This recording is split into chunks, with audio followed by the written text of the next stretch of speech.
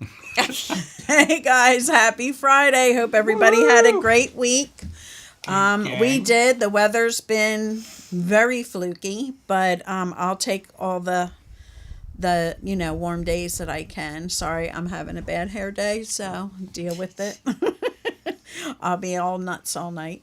But we tonight we have our honorable The judge, Honorable Judge Andrea Andrea Duffy, Duffy. our great friend of the show. Yes. I'm so grateful that she's here. She always has something awesome to say. I love what she does out there for the people that are, struggling out there with substance use disorder. I love just her passion in helping whoever needs to be helped.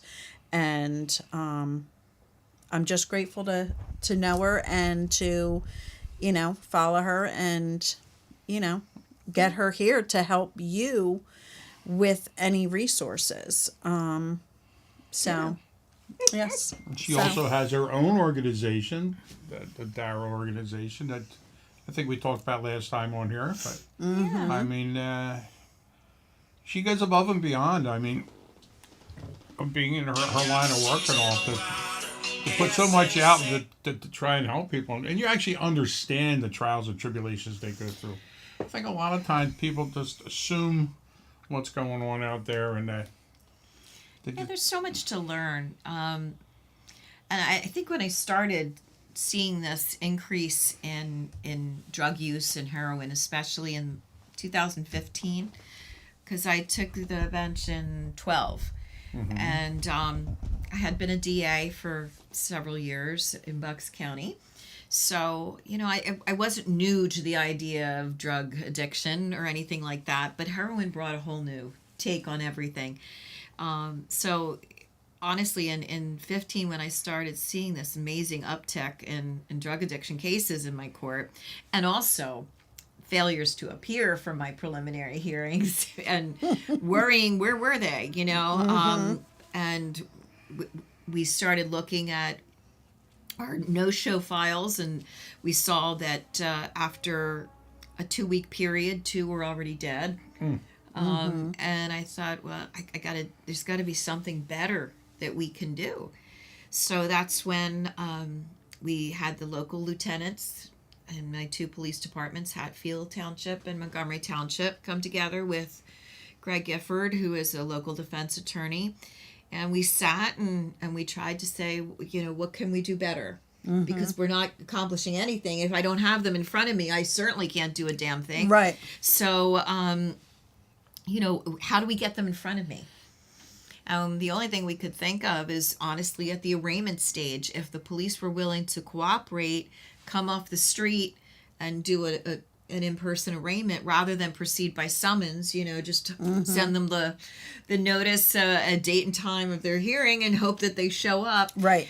Which that wasn't working, obviously. So this arraignment idea was great, but once I got them in front of me, what was I going to do with them? I wanted them in front of me, but I needed to get resources that would help me on this local level and quickly, because the whole point was I didn't want them languishing on the street without help, and I didn't want them languishing in jail without help. So how do we fashion some kind of bail that they're not going to be in jail long, and Right. they're not going to be on the streets at all? So eventually, after a lot of trials and tribulations, no pun intended on the trials, we finally got a system that was working, and now we have, God thankful that we've gotten about 900 people into treatment since Wow, 2016, and that's just in my little area. Right. So, and I mean, it's not that little of an area. I have the highest caseload up until 2021 of the whole county. And no one would ever want to believe that, because, it seems Right. like a very, suburbia Right. kind of mentality and environment. And the stigma But- behind it. Right. We don't talk. We didn't. When I first started, I had neighbors who were telling me, this is for the people who drive by through, from Philly, right? right. Right. I'm like, well, yes, I can help those people, but there's plenty of people amongst us, Yeah, every day people- who's got it. A lot People of them have a don't hard time even- understanding that. Yeah, people don't even understand that most of the people down in Philly are not from Philly. Not from Right. Philly. They're from here. They're from the suburbs. That's where They're they go from- to buy. It Yeah. takes a long commute to go back to the suburbia, like you said, back and forth. Like, 'cause a lot of them got to take public transportation, so they just stay down there and get stuck down there. Right. I know doing They my run out of outreach, money to Yeah. get transportation home, and then Yeah. they start thinking, "Why do I go home? and it's a Right. it's, This it's is where everything long. I want is here." Yeah, It you're right. is. You're It right. is. They know which corner has what hot meal, what cold meal, what who has clothes, who's got clean socks, Right. and why do they need to?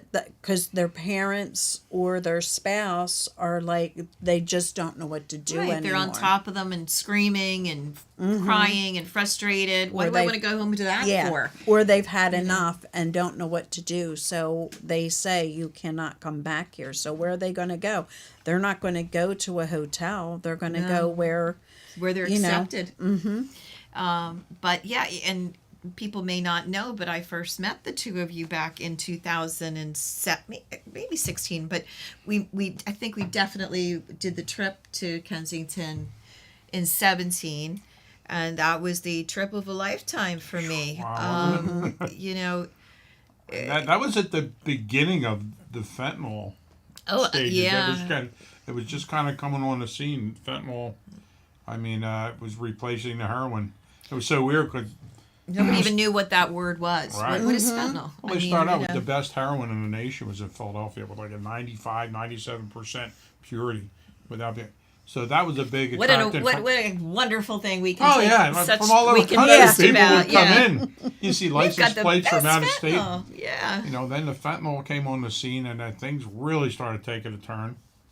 And the overdoses went up unbelievably. Yeah, I mean, after I went with the two of you, and we were just talking before we went on the air about that, how I was really shocked, traumatized. I don't know what the word really is, by someone shooting up right in front of me and just staring at me. And to this day, I don't think he was trying to be disrespectful or rude. I don't know that he even It's he just was what looking they- at me, but what I don't they know that he do. saw me. You know what I mean? Like he was staring, and it made me feel so sick. And I didn't know what to do, but I know that I started to go towards him, and somebody stopped me, because all I wanted to do was, as a human being, instinctively grab that freaking needle, What are you doing? and say, yeah, let's get rid of that. Come with me. Let me go take you somewhere, but let me grab that thing. Well, that's that could kill you. that's the human part of it coming out of Right. instinct. When you're down in that environment, you got to change your whole demeanor and your whole way Right, of looking at because they're things. like, you can't do that. You can't take the needle from him. Like, what's wrong with you? And I'm like, why can't I? He could kill himself, because you're right. That fear of fentanyl that had just been, advertised, that was happening there. And when we went that day, there was this strong rumor among everyone that there was one dealer in particular on one corner. Somehow I remember this, who had the fentanyl. And there were people dropping like flies. Like there were a bunch of deaths. Calling them hot bags. That's Hot what they bags, call them. yeah. And that was for advertising.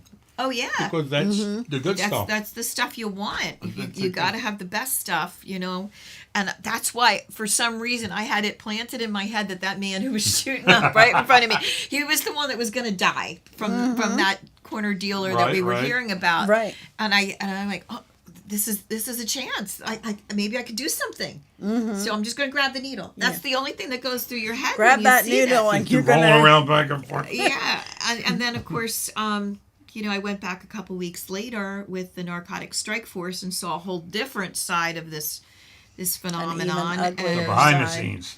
yeah, and quite frankly, it was a lot easier. that trip was easier on the heart, on your emotions, but. It just showed me the complete picture, and that was the whole point for me. That's why I've been to different facilities to see what the whole process is for intake and what their programs are like. And I've been to the 12-step programs and parent support programs and blessing bag parties and, everything that I can, Sure, because I'm not going to learn much of anything sitting on a bench. I need to find out what's real, and I need to find out the terminology, and I have to understand these people to really make them trust me. And I think that's a big part of is. it, because and there's nothing more rewarding than when they say, you're treating me like a person. You seem to get it. Oh, and, yeah, and that's what yeah. makes a difference in the rapport that you have. Because most of them, they're avoided down there. Let's face it, they're pretty sketchy looking. They're very frightening looking at times, So most people And don't they're even. frightening in my court too. I'm not going to lie to you. I don't have like a Right. the tuxedo version. They're I not coming don't. in their Italian suit and sitting But they're there. not used to being treated as a person down there, and you have to carry yourself in a special way down there. You can't appear vulnerable. You know what I mean? So you always got to have And I'm your sure I swag did. on. Well, That like first you time. staring at the guy. just He's was- probably like, "Who's this person staring at?" Nobody stares at me down there. I just you were in was disbelief. mesmerized. I couldn't understand how he was just doing this. Right. And that was the problem. He was so close that made me want to reach out more. Right. It and wasn't it's so like he was blatant across down the there. It's like street. in the suburbs. It's like people walking around with ice cream cones. It's that blatant and familiar So- sighting to be seen down there. True. I mean, you go within a block and you see 30 people using IV drugs. I mean, with every block. And I Yeah. think the worst part, this guy was doing it in his arm, but we were just talking before about the neck, the injection in the neck. Oh my gosh! Yeah, if there's anything that is It's raw. so It's raw the first time you see it. there's nothing like that, and I'm not saying any of this to make people seem less than decent. Right. They run out of veins. It's like that is the best way for them to do it. But we've got to remember, these are people. They are not in any way inferior to us, and we've got to treat them for their condition. And so many times it's a mental health problem that's coexisting, that has not been addressed, and we just can't arrest our way out of this problem. No, But and I'd say probably close to half of all substance use disorder people have an underlying mental issue. absolutely, I mean, they do coincide, and Probably over 50%. treating one and not the other. Yeah, it's I'm just sure it's more than that even. And we were just talking about this the other day, and in our group, that when we go to these support meetings and we have speakers come in and we're expecting to hear the story that they've been raped, or the family abuse, or the low income, they don't have any money and they lived on the street or whatever, and it's so different. There's more people, at least for me, hearing the stories, that they come from very wealthy families, very good schools. They were on the best teams, the best grades, valedictorian. I everything. mean, so on Like and so forth. everything. And we stigmatize people all the time, and without even thinking about it. Yes. Because even like you were just saying, so many people in Kensington are suburbanites. Philly can justifiably resent us because yes, they're holding the business there, but we're coming down to be the patrons. Yes. So we're hurting them too. And I think the reason I did have an inordinate amount of drug cases is because I'm on 309. Both of my jurisdiction police departments are on 309. That's a drug corridor for sure. There's a plethora of retail, and we all know that's what you need usually to steal to get the next Exactly. high. And then I also have 2 police departments that are rather young and proactive, and we've got these license plate readers that you can stop for various reasons with registration, etc. And we're finding drugs on car stops, traffic stops. So I think that's why I really did have such a high amount of drug cases, even though I was in a relatively safe area. I'm glad that we were able to eventually get this smooth rolling process, so that the prison, everybody's on board with what we're doing. I don't want to forget, even though I know we've got a long time to go yet, that You'll be surprised at how fast I that know, I that remember long last time to I'm go. like, oh my gosh, how am I going to talk for an hour and a half? I guess all lawyers can talk for an hour and a half, but I just don't usually do it. So, unless you ask my kids, they'll probably say that I do. But I think, it's really important to remember that we have to keep educating ourselves. We have to stay on top of things. The drug world changes all the time, and we need to learn about those changes. I'm having I think it's 15th. I never remember anymore. I got to check my books. But I think when you were at my last one, it was my 14th one, my Drug Addiction Resource Alliance, DARA Forum. And it's being held on May 11th at the Lansdale YMCA. I hope to have everyone there. We are really excited about our speaker, because if ever we can show that stigma is not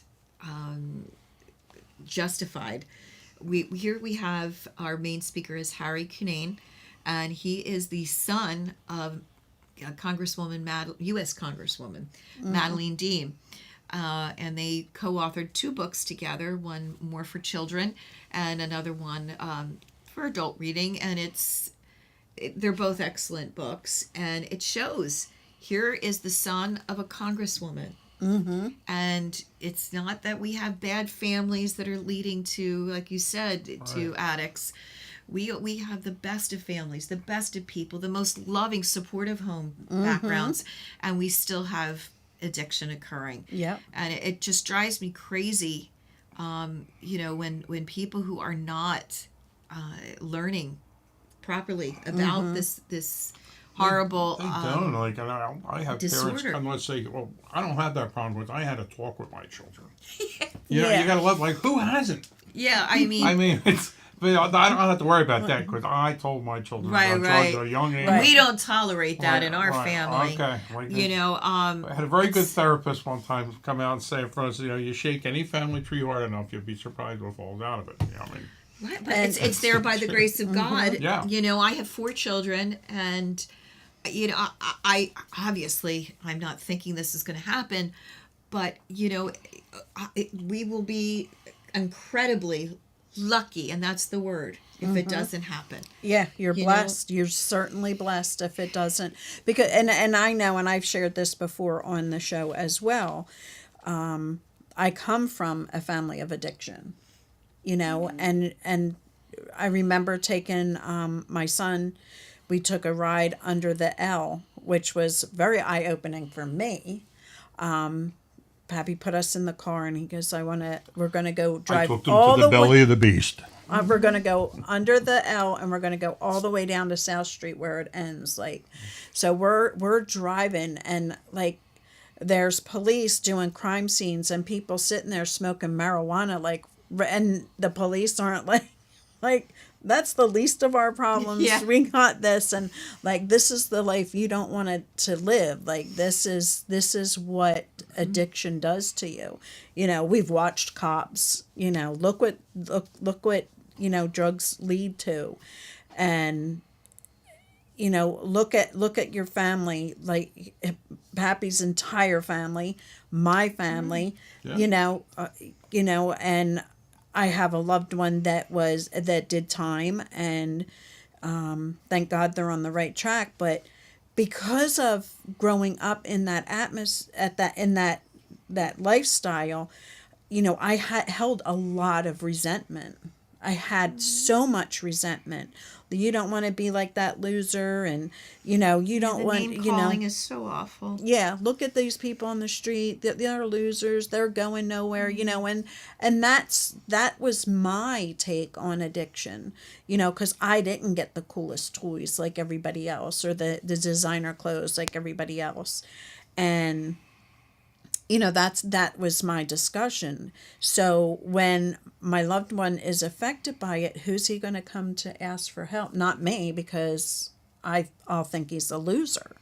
And you know, then it happens. The worst thing happens, and now how do I help?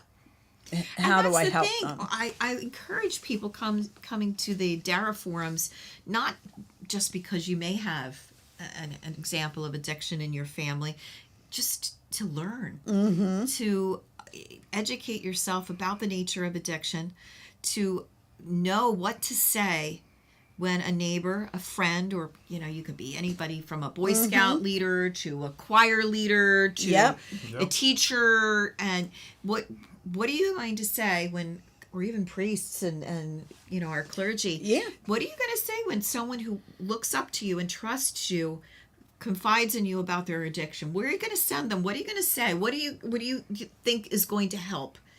Because we can't constantly live in a state of denial, and we cannot be unprepared. Right. If someone cares enough about you and trusts you enough, then we owe them that responsibility of saying, okay, I get it. I've been trying to keep up with this issue.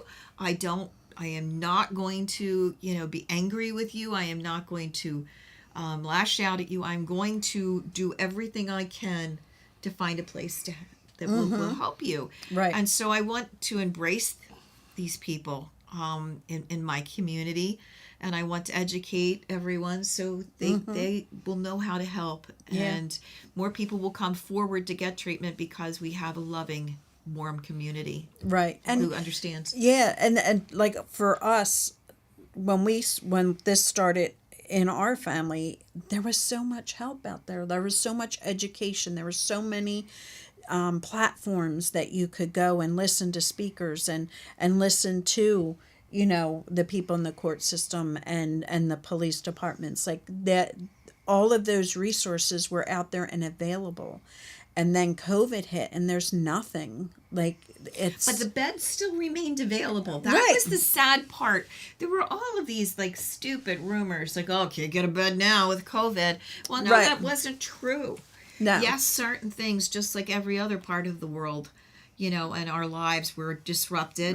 That's true, but there were still beds. And I hated that the rumor went around, like, okay, this is no time to get treatment. Yeah, it was perfectly right Right. time to get treatment. Any time is a great You time know, for treatment. So I think we did some virtual DARAs at that time. We had forums on virtually, but I think what really matters is that we can never forget or never get complacent, because we're not making a dent. No. Sadly, you're right. I mean, it's we thought we were, maybe. I think that was naive. People are still suffering. COVID made it worse, in my Yes. opinion. Our numbers are not going down. No. So we've got to do something better. And but you hit the nail on the head when you said education. We always say that in our family groups. Education is the best tool that you can do to help you understand what's going on, because a lot of people have their own preconception what addiction is, and it's very flawed. Most I was the same way. It's merely just an opinion that you think is fact. You convince yourself on that. I used to be one of those people like, why don't you just stop? Why don't you just pull yourself together? A family member, stop putting your grandmother through this. Your mother, like the man up. shaming them is is never going to work. Right. No. But I didn't Because know. you're not So, understanding even what made them do it to begin with. right. But I don't get angry with people that think like that now, because that would make me a hypocrite. Because I was one of them people one time until I took the time to educate myself, me and my wife, and all understand. And now things make a whole lot more sense to me why my loved one did what they did. Because I think somebody was like, we just can't come to grips with why it happened. I mean, they come from a loving family. Where did I go wrong? Is there something I did? Was I too hard? Was I not hard enough on them? Trying to blame someone for it, and these days of people saying, oh, that's so liberal, that's ridiculous, that you are trying to justify or excuse their behavior. I'm not doing any of that by trying to get them into treatment. Even if we look at this from an awful mercenary or financial, economic standpoint, it pays to get people well, It does. because when they die and overdose, they are leaving behind families that become then burdens on our government dime. They leave even more heartache, so there's probably going to be future addicts that we're going to have to take Sure. care of. That's a family disease, and it Right. just continues, like you It said. just even, trickles. So we just are perpetuating, this kind of economic downfall, because that's what happens. We are responsible for taking care of the deceased addicts' children. Parents are going to need all sorts of help. They don't even have the money to bury their children. Exactly. I mean, you name it. This sounds extremely cold, but I'm purposely being that way because we don't pull no punches on this show. yeah, I mean, that's true, and I don't. I mean, we Any- don't sugarcoat anywhere. it. That's absolutely. I A think great we have to factor. be very honest about this, and sugarcoating it will not help at all. No. But I'm just trying to make the point that from a financial, even a strict and only financial viewpoint, getting people treatment makes sense. It does, and it does, and that's what we have to do, because we're just losing too many people. We're And they're losing. leaving behind wrecks. The family is broken. The people are stuck with so many hardships. And we're getting children raised by the system instead of their parents. Right. And we're just perpetuating the whole cycle. And the cycle goes on as long as their bodies can hold out. I mean, we have people in our family that 40-year-old children that have been suffering from substance use since their teens. Parents are going They've never bankrupt they trying they to. spend their life savings on trying to get them, And clean and service. If I Yeah. spend more money and send them a more expensive place, they'll have a better chance. Right, I think Not- we'll go to Florida this time. Yeah, That'll work. Right. the hot stone massages and the equestrians. I'm telling you, I know people that spent their whole retirement savings And trying to send them to the best. I am very religious. I do believe in prayer, but it can't be the only right. option for you. Certainly, a strong faith base is can be wonderful, but we can't pray our way out of this either. Right. No. So, realistically speaking, we need to, yes, continue that faith base if people have it, and welcome prayer. But we also, and that's why I start Dara with a prayer from wherever I can get one. I say we need all the help we I can think so many get. people to give up hope, and that's like their only So recourse they feel they let's- have left. And that's where we try to that's help why we out. try to let them retain that hope, whether it's through prayer, Bible studies, whatever. But that can't be all.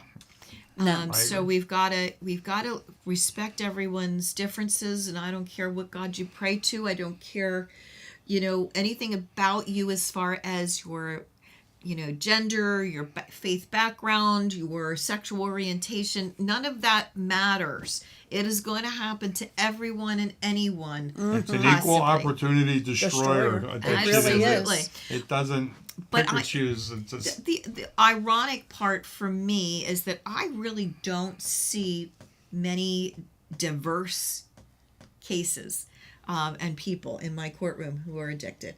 I'm looking at mainly, white middle class, people. We're not getting the black and the brown people. We're not getting people who are in poverty level, and yet I'm getting a lot of out-of-towners too. I mean, I get both. I have our residents as well as the people just who are obviously driving on 309 through my area because they just bought or they're going to buy or whatever in Philly. So prejudging people is just it's so illogical because I'm not seeing the usual suspects Right. as people think Right. of what a normal quote unquote Right. a drug addict looks like. And I know we all hate using the word addict. I get that, but people suffering with substance You abuse can use disorder. addict on this show, but we're in certain we have to say substance use disorder. I know, Yeah. struggling or suffering with substance We- abuse you disorder. can use I that. get You can that. use addict on this show. It's just a quicker way to get your point across. I It mean, is. no disrespect by No. using that taken. terminology. and So- a lot of people don't know that. Like if you're not living it, they're addicts. If you're living it, you're changing the verbalization because you want it to be seen as the disease that it is Right. and not the moral. But you see, I also look at it, it is an actual mental health disorder. We certainly know that is an actual fact. So yes, substance abuse disorder is more accurate as well. I get that. It's a Please don't disease think of the brain. I don't get that. Right. Because I do. But I also think that using the term addict doesn't necessarily imply anything worse anyway, because No. how many people are addicted to gambling and sex And sugar. and theft? Yep. Addiction takes so many different turns. Some people are addicted to Shopping. yeah, Because absolutely. it causes the endorphins to start and Right. and the rush and all. People don't realize. I mean, it's Everyone a disease jokes of the about brain. retail therapy and all that kind of we have all that slang out there. So to me, addiction doesn't have to take on that term doesn't have to take on a negative term, because there's so many addicts out there that aren't even drug addicts. Right. But sex is their drug, or stealing is their drug. Look at the ones that are like mountain climbing. That's an adrenaline. That's an adrenaline that these kids riding around on Thrill motorcycles seekers. with. People who are taking risks all Right. the time by And like that you said, that's a motorcycling high. and That's a high. They get that adrenaline. They get they've got that. to do it to feel good. And what do they call them? Adrenaline what? Junkies. I mean, they got to use the J. I Good mean, point. and they that's- they thrive on that term. They don't feel that's it's a demeaning type thing. No. That's Well- why I guess I've never had a problem personally with using the word addict. And then a lot of people ask me, well, maybe that's because you don't have anybody in your family. And that's true. You know, we took a whole day course that taught us how to speak again. It took a whole day. These volumes, I won't say the organization, and we learned how to talk and on. So when we're in certain circles, we have to talk like that, and it's hard flipping that switch on and off. It is. Because I tell you, I'm in groups of people, like when I was doing outreach, there's nobody uses substance use disorder down on the avenue. No. You know what I mean? It's like, wait, what? Huh? What are you The talking heck is that term? I'm Yeah. a drug addict. What are you talking about? I'm like, And I know my loved one, they were in the recovery house, and I had stopped by to see them and dropped off some stuff, and they were like, I'm a junkie. And I'm like, no, you're not. Like, oh my gosh. you know, it Well, was. I think that word, I do have a problem with that one. But- I will say that Yeah. that really does bother me. It, You know and who it uses does. it the most? People in active addiction. I know. They use it more than anybody. And I know a lot of I get people. it, but I have a hard time saying it I and hear you. hearing it. Yeah, I do. And it was so hard for me to hear that from my loved one. That was just, it was just like a punch in the stomach. It was just Because like, it's so derogatory in nature that calling yourself that means that's all you are for some reason. right. And that was early. That was after yeah. a relapse, and and then I just have to, like, that was the beginning of all this for me. So everything was affecting me. And like if I heard somebody like make a joke on Facebook or something, I would be like, every AA meeting, when they get up and speak, they say, I'm Joe Bag of Donuts and I'm an alcoholic. They don't say I have an alcohol use Disorder. disorder. Yeah. Right. They don't. I mean, and alcoholic's a pretty derogatory term It and is. such. You know what I mean? It is, Yeah. but we've Goddamn alcoholic. accepted that because alcohol is not illegal, and so Exactly. many of us have some form of alcoholism in our family or extended People don't family consider that alcohol a drug, which it is. it is, and I'm not. I do have some alcoholism in my extended family. But it doesn't take on the stigma that no. that, No. that, No. that drug use does. And it's very interesting to me that people who have experienced in their families mental health issues, and alcoholism. I mean, what family hasn't, quite frankly? They're sometimes the quickest to judge those with drug addiction in their family. Like, somehow we're not equating all these things, and they really are very, very similar. Look how many senior citizens blow their Social Security check at the casinos every month, and then they have and then they don't have enough to eat. Yeah. Because they have an addiction to gambling, but you'll never It hear makes anybody say them feel grandma good. has an addiction. They'll never say that, but if Right. they do, Yeah. And right, it, it makes them feel good. You need something, and almost all of us are addicted to something. Exactly. You know, food. How many people Sugar. are addicted to food? like, I'm sitting here, Yeah. sugar. Like, yeah, I just, it is. But yeah, As we're all reeking of cheesesteaks in here. Well, yeah. But we all have something that is our Achilles heel. yep. That doesn't mean that something is fatal. Right. Like potentially drug use Right. can be. And Exactly. yeah, but if you have that failing, if you have that weakness, why can't you understand that somebody else has something similar, but unfortunately much more dangerous? Exactly. Because I think to myself a lot, like, sugar is I can't. I just, if there's a box of Reese's, I'm plowing through it. Like, that is my thing. I'm pretzels. Yeah. Love soft pretzels. I can't stop. Yeah, No. I gotta bypass Philly pretzels. Yeah. Carbs. Yeah, carbs. I'm the carb queen. Yeah, I love bread. So you know, am all I. that kind of stuff. Like, it's horrible. It is but- horrible, and yet sometimes when I'm lifting that second soft pretzel of the day into my mouth, I go, "This is not much different than, you know." And- but yeah, I'm not gonna die. Hopefully, not gonna die from Yeah. my carb problem. But here we go. What can that lead into? Can lead to That can lead diabetes, into obesity, diabetes. I mean, like, heart disease. I mean, it's And we have to remember the goes all with- nature of addiction often comes from very innocent use of painkillers, Yep. from a car accident or a sports injury, and somehow we don't want to judge those people as harshly. right. But, Right. like they get a little bit of human empathy, right. but the end result can be very much the same, no matter Exactly. what And the I don't- cause of addiction. Yeah. is. And I don't know what. TLC, the 600-pound people, my 600-pound wife, they're bedridden, they're ambulatory because of their. They can't even get them they're- out they're of eating, of I their mean- own houses. You know, they're like, well, you know, But what was the harm of it? That was just food, but it Right. becomes Larry, an addiction. Larry Too says, much of anything. I've called myself drunk, alcoholic, and a few other things. I am what I am. And you know what? And he's awesome. He adds so much to our family group. He is in recovery. He's in, a long-term recovery. And Very he active at a joins, lot of meetings every week. Yeah. I mean, he goes 2-3 a day sometimes and helps out. and he I'm trying joined, to read these without my Yeah. readers on. That's no better. Yeah, that's like too blue, that screen up there. But I don't know yeah, if that- no, I'm good now. I saw it on his phone now. okay. So no, that's wonderful.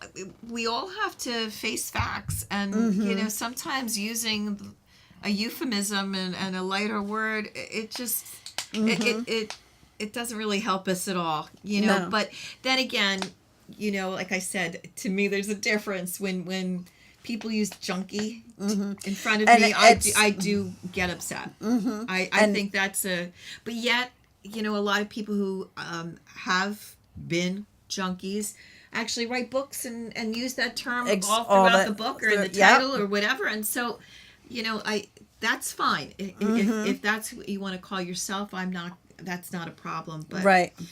I just think it sounds really bad. Well, it And does, and it creates a stigmatism against them to the outside world. I mean, and So I that's hope, what everybody, let's, one more time. Here we go, my commercial.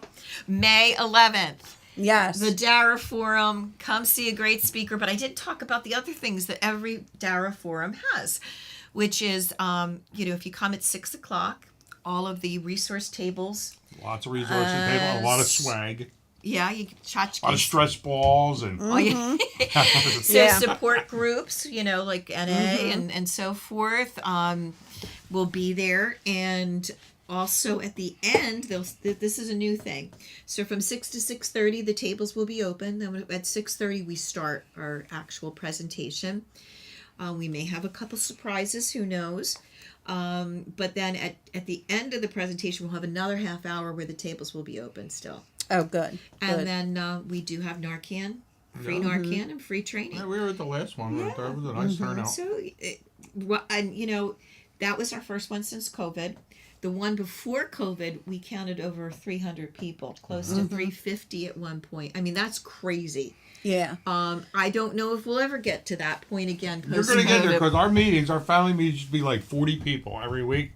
And for COVID all gets out, we're averaged up around 20. We're getting up there. So slowly, Well, we were I'd down like to to like think 5 we or will. 6 something. Oh, so I now know. it's coming back. Yeah, it's starting to, because it's so needed. And the saddest part is, you can have all these events, all these forums, all of this education, but so many people are afraid to walk into it because of the topic. Right. Somebody might see me. Right. But that's what I like to keep mentioning about Dara, is that I encourage community leaders, my neighbors, my colleagues, my friends, and anybody who is in charge of, whether, like I said, it's a Boy or Girl Scout troop, or whether they lead, groups at the Boys and Girls Club, or, even like local Y people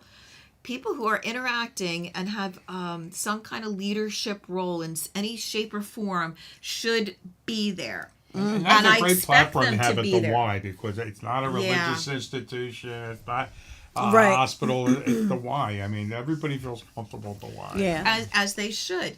And, I think that's why our collaboration with the Y, and Dara is now under the Y. We are under Very the good. Y umbrella, just like PAL is. So, Awesome. we take on that nonprofit status from being, under the Y. So it's not just a great group to, a place to have a forum. It's a great group to be associated with. It is. It's And they are very supportive of us. But I think that's the main thing. I am saying publicly, I expect those non-addicts to be there. The normies. So- The We call them the normies. Right. So All you normies are welcome to come let's out. go on record that, if you walk into this Dara forum, no one is going to suspect that you are there because you have a problem or someone in your family has a problem. They're going to say how great that someone in the community is there, because we're all going to learn something tonight. And I always learn something. Every time I have a forum, Definitely. inevitably I something will new. learn a few Yep. new things. 'cause And leave with Narcan. Save a life, for goodness Yep. sake. We I used to be with the Ben Salem Drug and Alcohol, and we would have the community once, fall festival, I think they were calling it at that time, and not that nobody on there really had, only one person had somebody in addiction, and the rest were just there to say, I know the mayor. Like, it was ridiculous. But we went to the fall festival, and they had all the, cha-cha up there, and they would just come by and they would, what do you have, and start grabbing it. And I would put my whole body on, like, hi, how you doing? Do you have somebody that's suffering addiction? And they would be like, But I really want your tchotchke. yeah. Because I really need that notepad, and I really need your Yeah. free pen. And But I actually got people to open up and not just run, and it's great. and that's I tried to get You all something. heard that. Plastic good. I tried to get something started here in our area, and the red tape was so ridiculous that I started talking to my girlfriend, and she was like, let's do this. So her and I were, battling back and forth, and we were having meetings with people. It was just so ridiculous. And I'm a zero profit. I am. Oh, I certainly am. I Dara am- has been funded by my wallet. Exactly. That's the only thing and as a judge, I was not ethically allowed to Right. solicit any kind of funds from Right. people. So Yes. I would never, do that. Yes. So now the only thing we can do is under the Y, and that's fine. And I will I still have no part of it. Though. yeah. But we don't take sponsorship. We don't. We have. We Why don't. we don't have a commercial break. No Yeah. commercials, and we got a low overhead. He works for cheap. Yeah. But it's. That's our producer behind me. I was pointing Yes. to him. But my girlfriend was like, "No, I'm running with this, and if we can't get it in your area first, then we're going to get it in mine." And And that's what is important. You just keep on trudging along. Yeah. I had no idea what I was doing. When I had my first forum in November of 2016 at my local township building, I was a nervous wreck. I was praying to God that I was going to come into the room and somebody was going to be there, other than my immediate family. Right. Please, I'm going to be so humiliated and I'm going to feel like such a failure if no Right. one's there. And we had to have to go out of here. They had to go to practically Hatboro, and they found Yeah. a politician out there. was State willing. Representative Mertz. Right. And He he got behind him and said, "Yeah, whatever you want to," and that's what they needed. And that's what I And want to. I encourage everybody. Well, take some people are take the afraid leap to get of on faith. board. You know what I mean? Because you can't make anything worse. No. You can only try Exactly. to make it better. And luckily, when I first started, I didn't have the Narcan part. I didn't have the resource tables. That grew to this kind of one-stop shopping kind of format that I'm hoping people will come. There's usually refreshments there. I think Man on Main Street is going to be, selling some refreshments. So come right after work. You don't have to stop for dinner. You can have a few refreshments. We don't keep you late. But learn by coming early enough to talk to the very learned resource providers and treatment providers. And then and it's a judgment-free zone. Like I always tell our parents and all, like when you come into our forums, like there's nobody judging you here. no, I mean, absolutely you can't not. go talk to your neighbor about this, or maybe your own brother or sister. If they don't understand addiction, you're going to get nowhere talking about it. And I assume that the people who are coming in are just my neighbors, my community who is anxious to learn. That's why I try to advertise it that way, and no one is going to be staring. I'm Right. here because I care. I mean, I care about my community. That's Yes. why I'm sitting in this chair. I'm listening, and I'm going to take, some Narcan home, because it could be me that's in the Wendy's restroom exactly. Exactly. save someone's life, and we've had so many rewarding letters, not just from people who have been helped by Dara and gone through inpatient, but people who have taken the Narcan, people who have learned it's not scary to use. You're not going to hurt anybody with it. It's simple. You don't have to worry about the old ways of injecting. They had like the a Narcan needle. a poodle in Kensington today. I think Yeah. it was The Narcan poodle. a poodle. That was on the news today. The SPCA was called this veteran. They had a poodle overdosing on heroin or fentanyl, and they Narcaned it and saved its life. Okay, that's a new. That was That a was news on the story news for today me. on KYW. On Oh, right. KYW. I'm going to go when on my drive home. I will be hearing that story. But you know what? Great. Oh, the guy. I don't know. We don't know all how it happened. That dog didn't die They from that found- Narcan. It didn't did die. it? No. They And no one else is going to die from anyone who's mistakenly thinking that this is an overdose versus an epileptic seizure. Exactly. God knows what. And we have to stop being scared about everything. Don't be scared by coming to my forum. Don't be scared about taking Narcan and try. I mean, gosh, what an honor. If you could possibly, I carry my Narcan with me all the time. I mean, yes, I'm glad I've never had to use it, but what an honor if you could. Yes. I have used I- it. Imagine. I've reversed. Have you? Yes. And I A have. few, and it's an amazing drug. It's been around, and naloxone's been around since 1961. It's just like me. And we both came on the scene at the same time. What a wonderful year. But it's an amazing drug, and there's a lot of controversy on it. You know, you get the people with the argument. You have thingies thingies there. Oh Yeah. gosh, here I am. You had people two do of Look them. at me. Now I'm like in the Star Trek. Now you're like, Captain now Kirk. you're there. But people will argue you over the Narcan. They equate it to EpiPens and insulin. You know, I'm so tired of that argument. Like, But it's been wonderful because we have actually gotten notes, emails from people who said, "Thank God I took the Narcan from your forum because it actually saved someone's life." it's incredible. You know, Yep.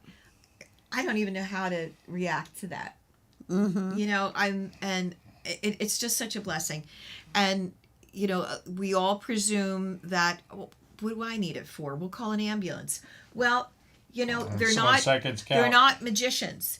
And Right. they are still need to have enough time, you know, they need time to get to your house. They have to respond, you know, with Call 911, all get of that the, Narcan you know, in you. the procedures.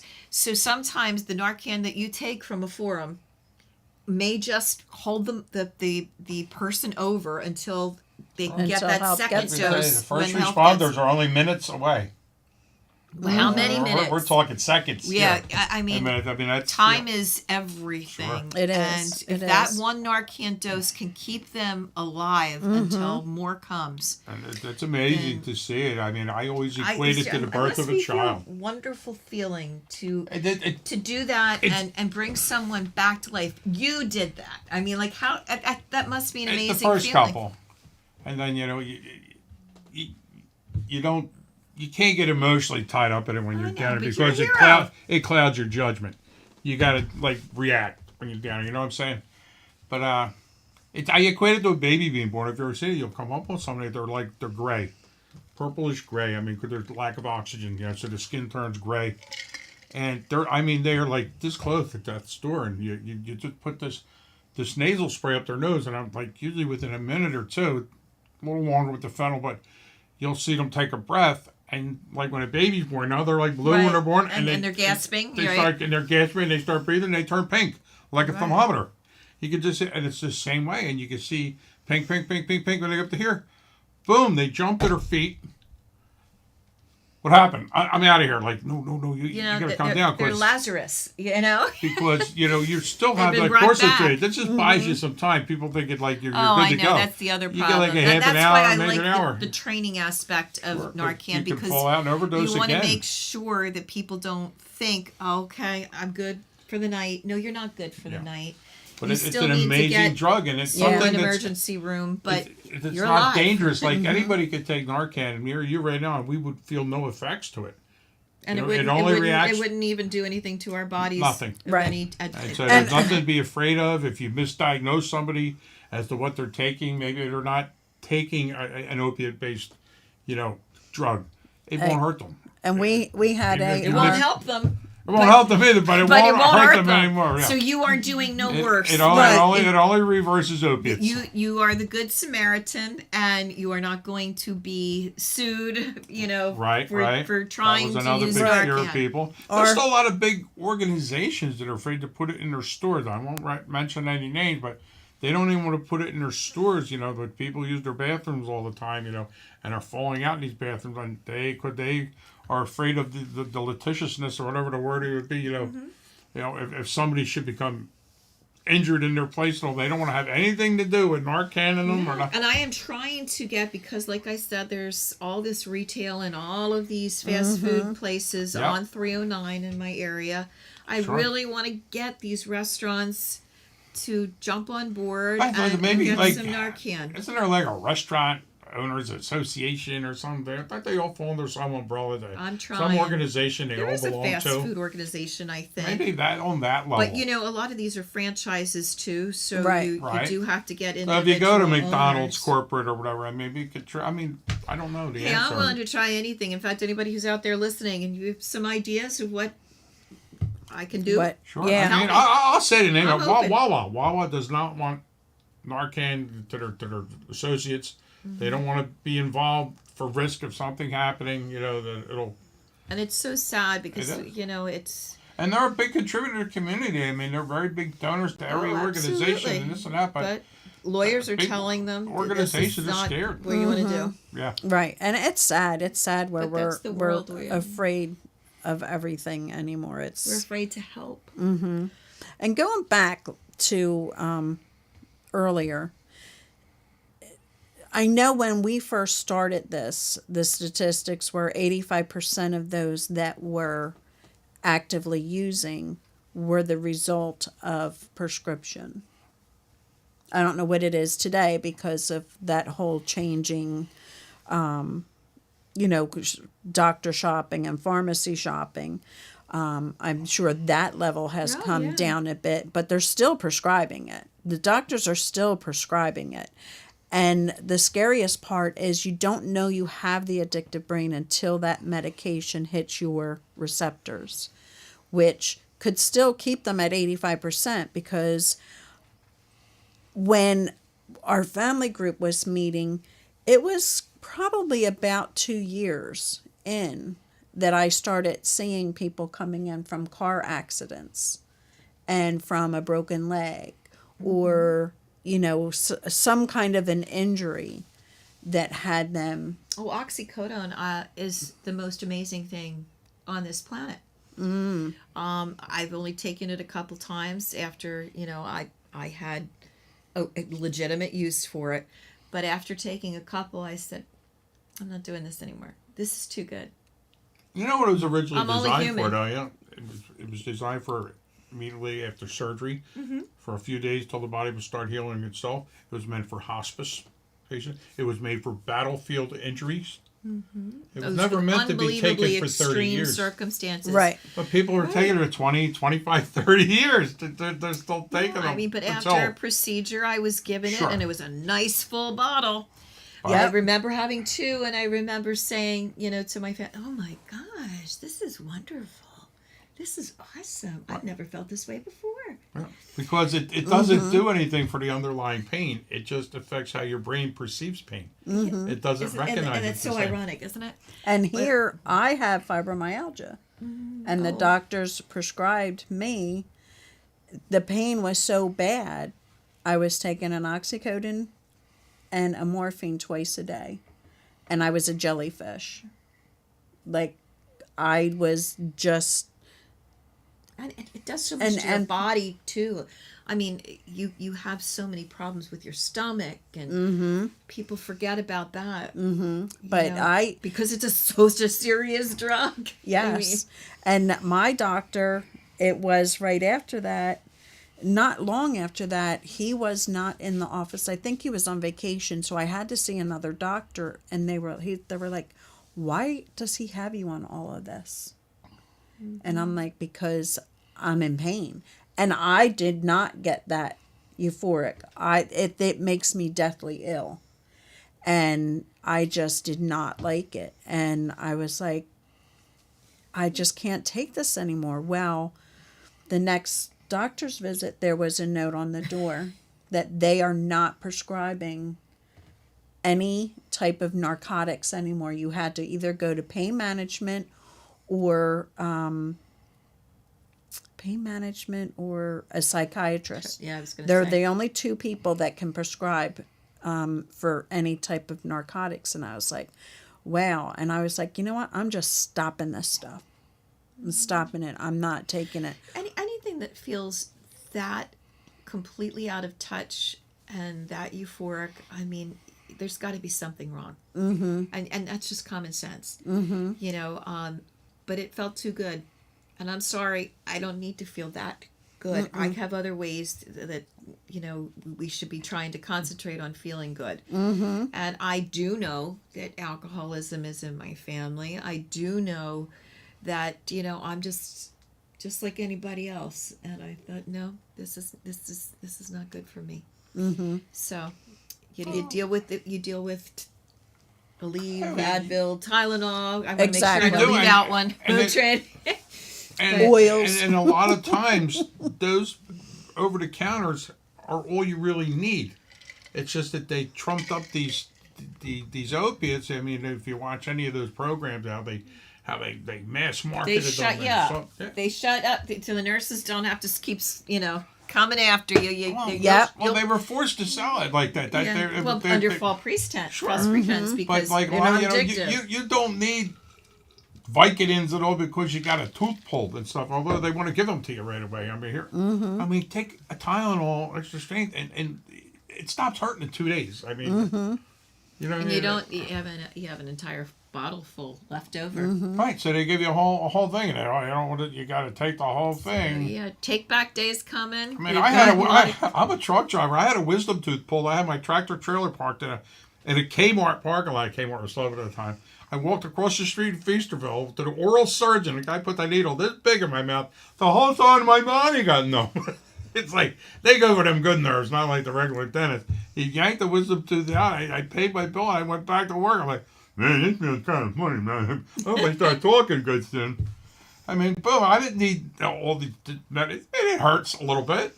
But I think part of that is you shut people up, especially those who really don't respond well to pain. Yeah. I think, That's true too. Some people. it just was a way to stop the calls, stop the, complaining. And I there was a lot get of, that to some but there's extent. a lot of money you know. was to be made on it, and it was so mass marketed, ridiculous. And Like the these oxycodone companies thing. are paying for their false statements that these were not addictive. You know, it Now, was paid on commissions, the but sales. you can't I bring mean, back lives. There's no No. dollar amount. No, it's crazy but we today. had a whole nation full of people hooked on OxyContin, and all of a sudden, okay, you're done now.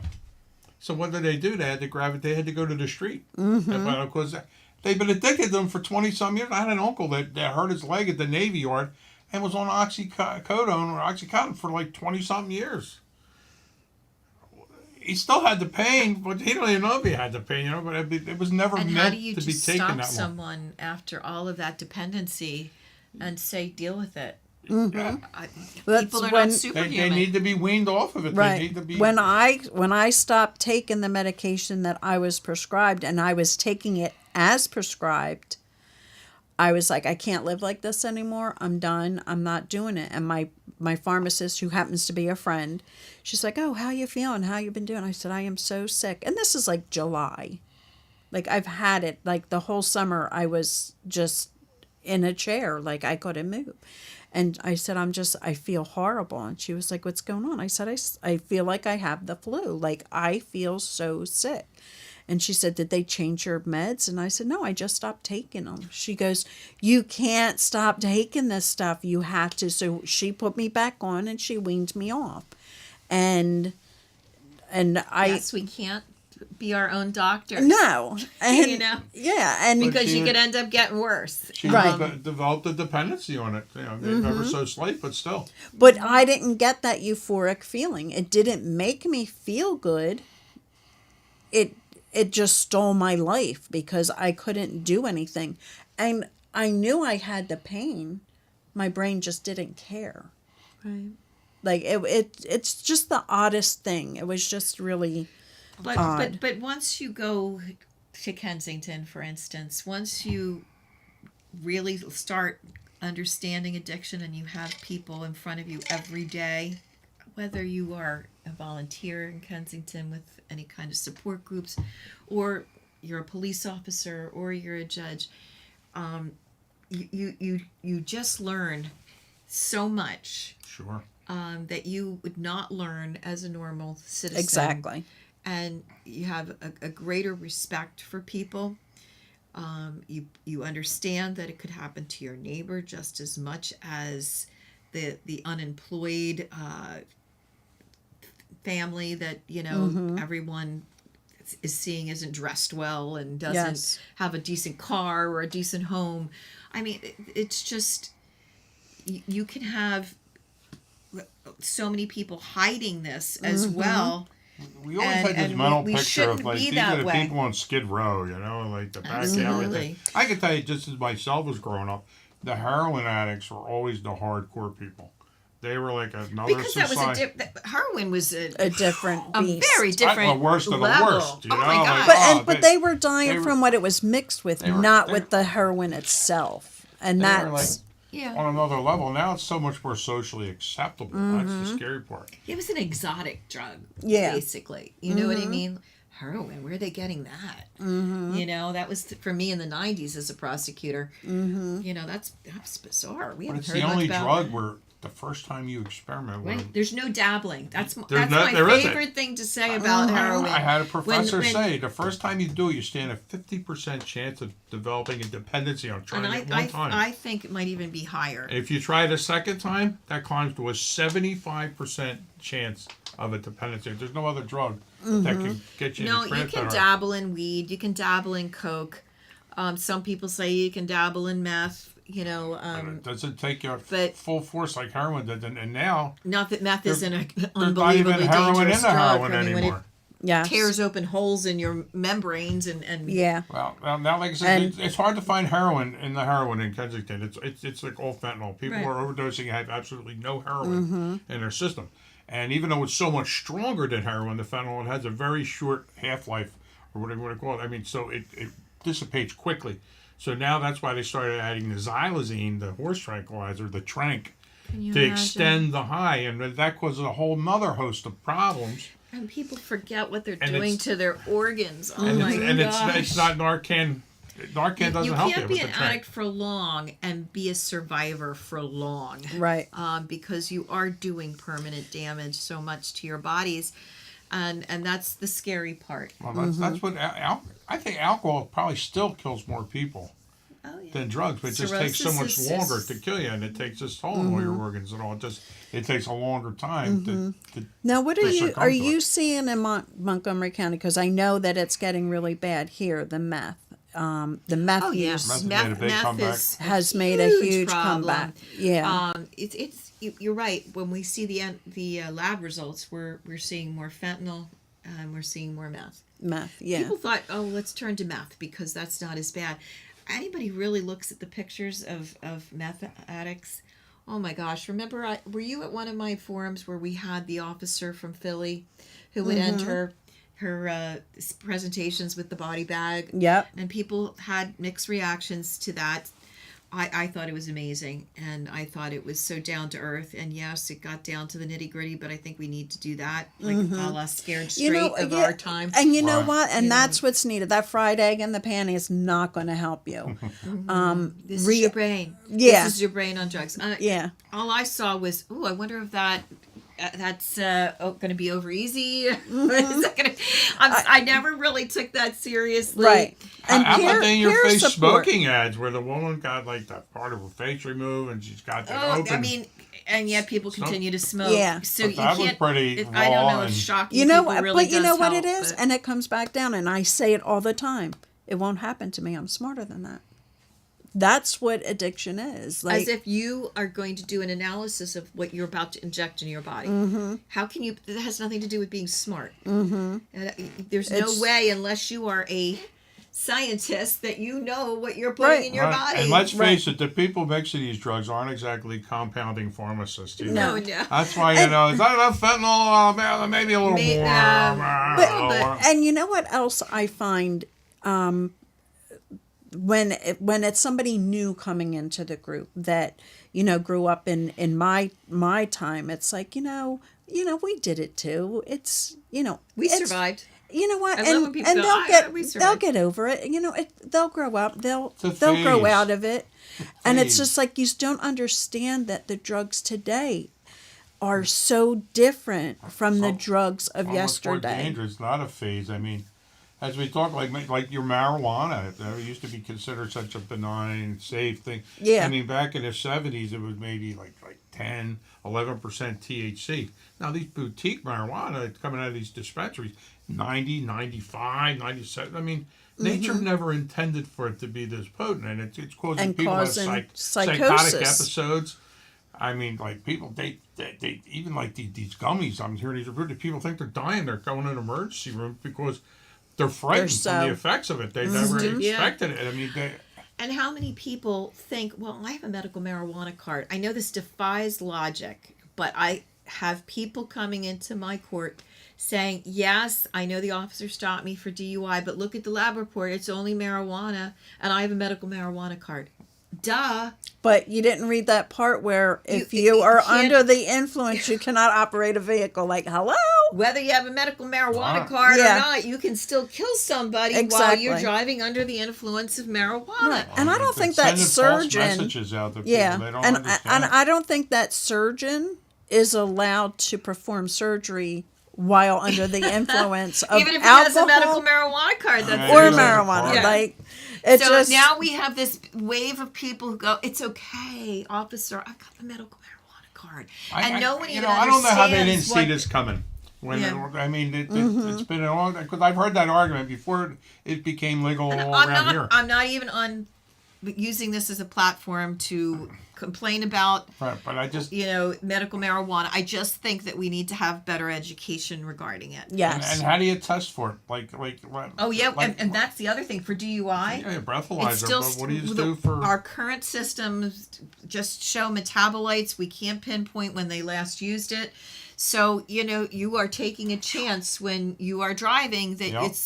you may have used marijuana days ago, but you're still going to have it in your system, and therefore you could still be prosecuted for DUI. Wow. Especially if you have been driving erratically for whatever reason. It could just be you're upset or you're tired or whatever. Or God forbid you have an accident and Yeah. and you're tested.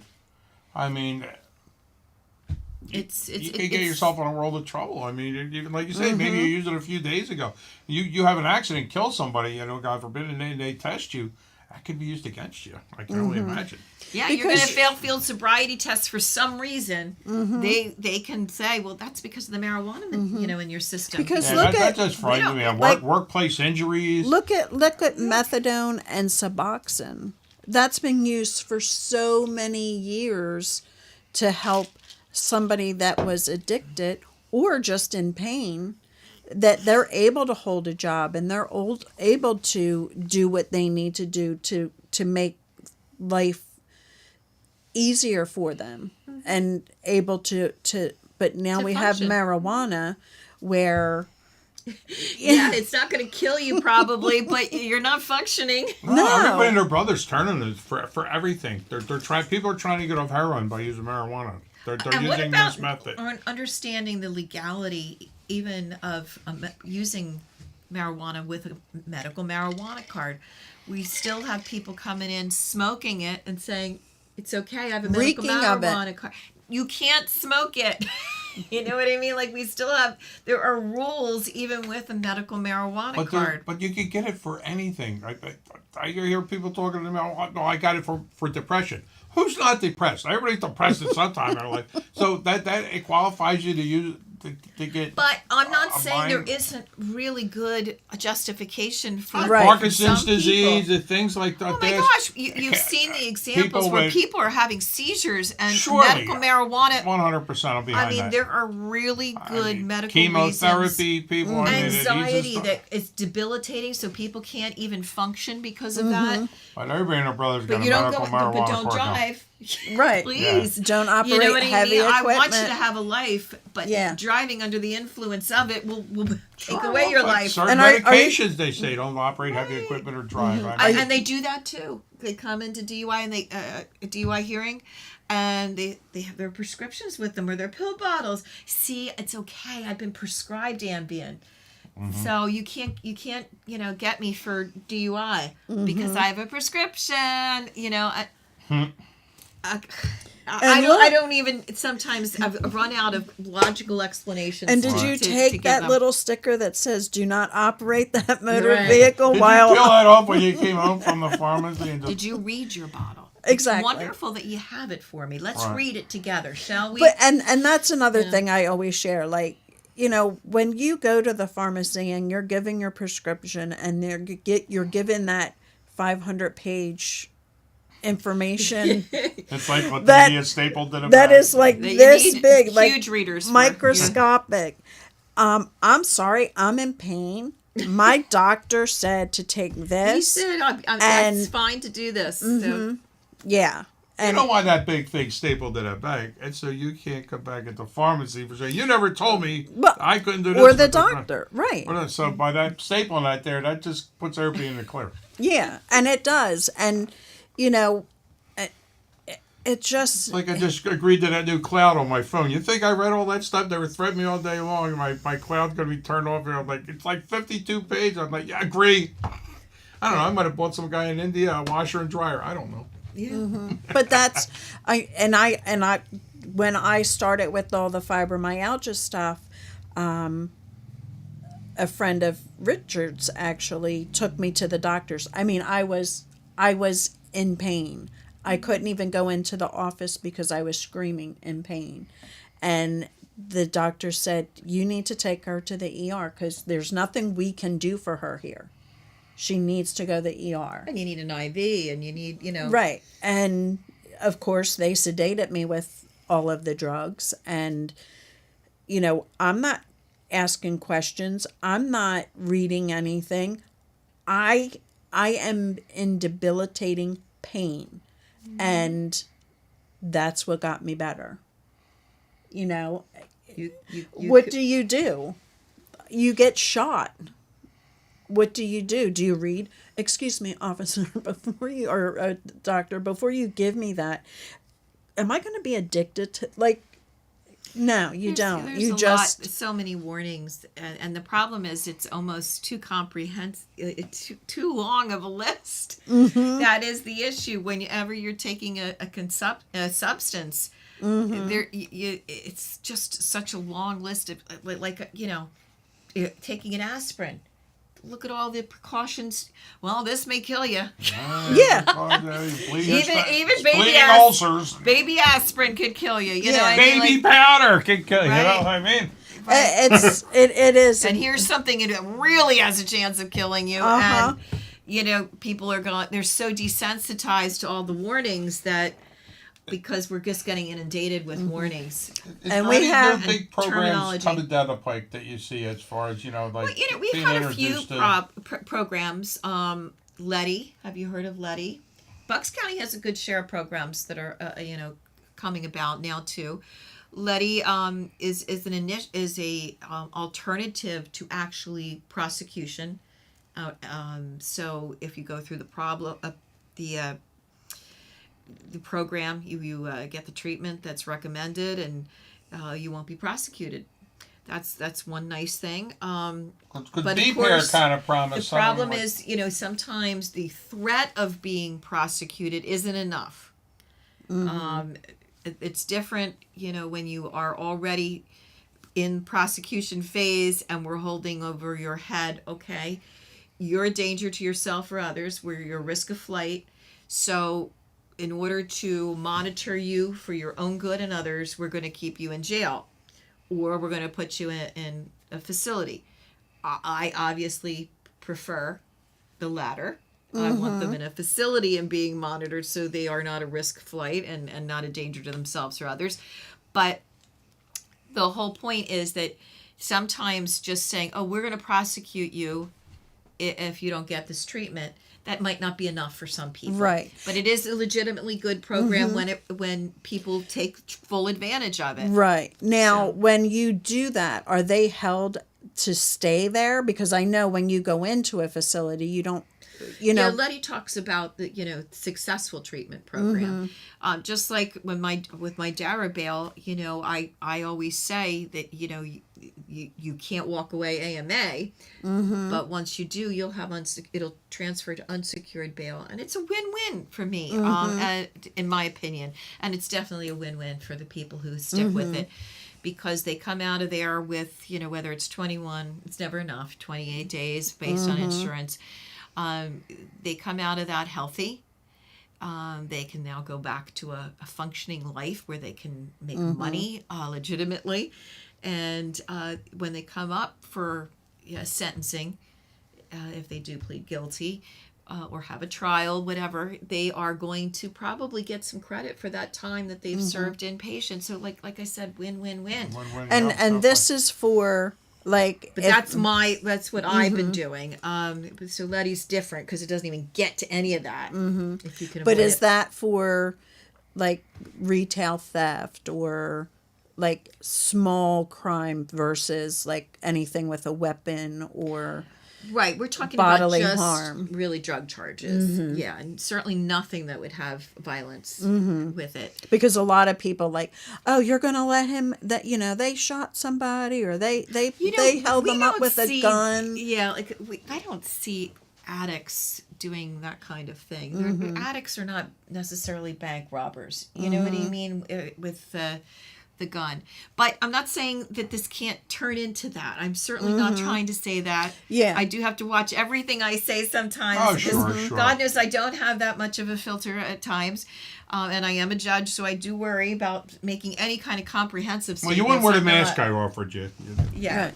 But and that's But and you know, that's but most They're disclosed drug reports. addicts really are just stealing from Ulta and Walmart and yeah, or family. right. And that's Well, there's a big crackdown on shoplifting all of a sudden now. It's got And all across the Philly country, has and become Philly's very making a big thing. controversial because we're questioning our leadership. But all across the country, I'm seeing more and more. You'll see the videos now. Home Depot is putting a big crackdown on it.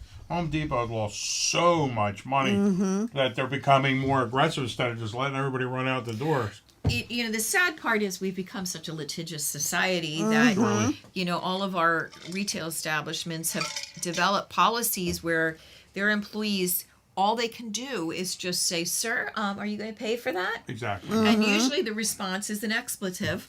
And they just keep walking. But I and know then the when I employee was is not in- allowed to do anything else. When I was That's in it. college, I worked for Clover, and we had a very aggressive Clover. security system in there. We had a lot of retired police officers worked for us and all plain clothes and undercover. and we have And 10 they would minutes tackle left, your guys. ass on the floor in the foyer between the store and there, Yeah. and take it right off of you. We have 10 Right minutes now. left, so if you have any questions, like literally you need to call in now if you want to say anything. Yeah, this is your chance. You yeah. talk to the lovely Judge Duffy here. She'll answer your questions within reason. But it's one thing I just saw is that we're for retail theft prevention, or prosecution, either one. They now have these carts. Have you seen that will stop? The brakes go on them, yeah. I saw Yes, and people are actually that. At least like. have that big goofy pole that But these people are like flipping over their cart because it stops so and suddenly. they're probably suing them. I I got know. hurt. That's the flipped. first thing First I thing thought came to your of. mind. They ain't Yeah. being a lawyer, Okay, of course. That's the first We thing. got our stuff back, but now we're facing a lawsuit For because two they got broken ribs. injured when they flipped over into their Exactly. car. Right. I don't know. I guess as a lawyer, I always Yeah, that's why they're think doing about- wheelies all over the city. 500 of them. Because if you chase them, they get hurt. They're going to sue the city. So put the You whole know- rest of the city in jeopardy and in danger with these maniacs, for lack of a better word. Doing wheelies all over the city. They were circling police headquarters the other day. 500 of them. taunting. Yeah. Taunting. Because we've allowed it just to go. We're afraid to get involved with anything. But retail theft is, It's part of an addiction process for many people. And when you don't prosecute, you are not getting the help not. to these people. They're not, and you're You're just not inciting helping them them to by do letting more. them go. You can't let them go. But Why you do we know- all do 55 mile an hour on the highway 95? Because we have to. If they didn't have no speed limit, we'd all be doing 155 on the damn roadway. Man cannot govern himself. He needs rules and what's the word I'm looking for? supervision. Supervision. Laws? Consequences. We need consequences. Without consequences, we got chaos. Yeah. Yes. But we do have to treat addiction cases differently because truthfully, like I've said and everyone else has said, we're not arresting our way out of this No. issue. Proven that's Absolutely ineffective. not. You can try all you want. We need treatment is the capital T, and that needs to be repeated over and over again. People are, and then we have probation and parole violators because they're continuing, not necessarily retail theft or any other crime. They're really just repeatedly possessing. We're And so losing- they're misdemeanors under the Drug Act, and like I always say, they're just recommitting and recommitting the crime of addiction. Now, do you have a lot of recovery houses resources up in Montgomery We County? do have a fair amount of them, halfway houses, whatever you want to call them. Yes. But like with any industry, we at least my program, Dara, does check out everything. We don't send people to facilities or halfway houses that we have not researched, and nothing is foolproof because we're all Exactly. humans, and humans make up Right. the whole facility process. So we can't guarantee those kind of things like any more than we can guarantee that Right. you're not going to get a nurse in the hospital stay that's going to make a mistake, or a doctor that's going to make a mistake, or a pharmacist or whatever. But we do our very best. Because there's so many because there are good and bad. Yeah, in there are. any and profession. all the triggers that are out there that can take us back in a split second. Like right now, we used to, here in this area, we'd be out mowing the lawn on the first nice day, and we'd all barbecue. Like, oh, come on over, we're going to barbecue because it's the first nice day. Everything smells like cut green grass. And, the next thing you know, all the neighbors are hanging out. And, we're drinking a beer. We're just playing horseshoes, maybe. We're just listening to music and just having a great time. And now you're sober and you're not doing that. But just smelling that grass could bring them right back to where they are. So, yeah, there's so many different triggers because we're all different people. yes. All I know is we're losing a whole generation of thinkers and decision makers. It's bad. I mean, And we're creating the financial chaos. We're creating emotional chaos. We're all, creating a bunch of so many societies have a bunch of survivors, but they're not the addicts that are necessarily surviving. These are people who are the caretakers who are surviving, the loved ones who are surviving, and they're not surviving well. No, And we they're can't not. leave out those people either who have experienced this loss. Yes, it's And sad.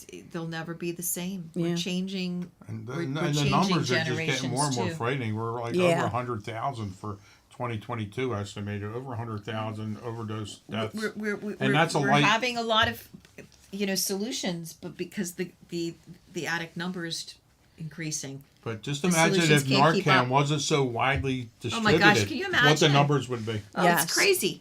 Yes. It really is crazy because how many people, who are in active addiction can say, I've been Narcaned, like it's a verb. I've been Narcaned, 10 times probably. So that was 10 times you died, or almost, if not already dead. And the Right. beautiful Yeah, thing is technically. the 10th time was the time that they got clean and they got sober. And weren't they worth it? Yeah, Sure. exactly. Do you know what I mean? Like they were worth that. At least they were worth that to their mothers and their spouses and to Their their family. children. Yep. So we have to stop thinking of these people as addict number 5,000. That's Tom Smith. Yep. That's Exactly. Joe They're people, and Joe they're- Murphy or whatever And his they're not name bad is. people. It's just Right. a bad disease, And and that's every- the hardest thing to get across to people. Every single family group, every single support group out there starts with, I never thought it would happen in my own, in my family. And that is the saddest part because Well, there's what so person's many. an addict that ever got one day says, you know what, I think one day I'm going to be an addict. It's Yeah. Or something you that wake up happens. and say, that's my goal today. Yeah, it's, just, I'm it's gonna something that become happens one. and it's out of your control. Yeah. So I just want to thank Judge Duffy for being here with us tonight. She's always, so helpful. And she's in, a very busy person, and yes, we're very lucky to get her. yes. I'm So- lucky to be part of this. This And- is a wonderful husband and wife duo and family, and you don't have to be doing this. You do this because it's your Yes. mission and your calling, and We do good. You People need helped to- you us, need and to- we didn't know where to turn. Right. I know. And that's the thing. Like when it first happened to us, I also said like, well, I'm not an addict. I can go out and have a few drinks and not be affected by it. Like this isn't going to be what I'm doing. Like I'm going to hang out with my friends and do what I do. And here I am. And we hang out with like 99.9% of friends are all in recovery. So Yeah. we're always at a sober event. Yeah. And we. And we you know have what? You great And can I time. love survive, it. can't you? Yep. You can have a good time We have a without great time. alcohol and without Exactly. I substances. DJ a lot of Exactly. events for an organization we're involved with. There we get 200 people Keep at that in Georgine's, Yeah. and we're on our fifth one coming up. in This will July? be 6, I Oh, your think. fifth I or think sixth this is- dance? Speaking of which, May 11th, May Drug 11th. Addiction Resource Alliance At- Forum at the Lansdale Y, 6 o'clock. Be there Be or there, be be square. square. There you go. With But- that being said, yes, please get out there because I'll tell you, education is the biggest part. to Please help. introduce yourself to me. I would love to meet Well, people she's that. very friendly. She don't bite. I can guarantee that. So, with that being said, It's 10:30, I want to gang. See thank it? It flew everybody by. that tuned in. Please, if you liked what you saw, please subscribe, like, and share. Again, this is not anything to do with money. I just want to be able to help whoever I can out there. Try to get the word You out. never know who may need Share, to share, hear share. something. And So, remember, recovery works if you work it. peace out, everybody. Good night. Good night.